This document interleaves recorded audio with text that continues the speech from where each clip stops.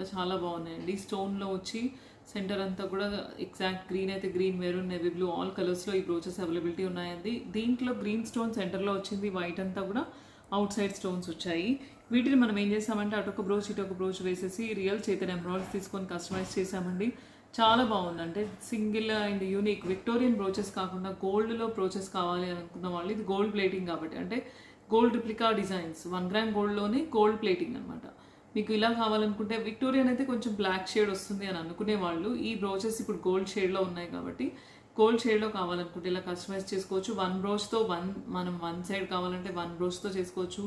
లేదు ఇవే 2 బ్రోచెస్ వేసి ఇవ్వండి అంటే 2 బ్రోచెస్ తీసుకోవచ్చు. లేదంటే 1 బ్రోచ్తో అటొక బ్రోచ్ ఇటొక బ్రోచ్ ఇలా సేమ్ డిజైన్లో కస్టమైజ్ చేసుకోవచ్చు అండి. నాట్ ఓన్లీ గ్రీన్, మీకు ఇందులో మెరూన్ ఉంది, నేవీ బ్లూ కూడా ఉంది కాబట్టి మీరు కలర్ ఆప్షన్ కూడా చేంజ్ చేసుకోవచ్చు అనమాట.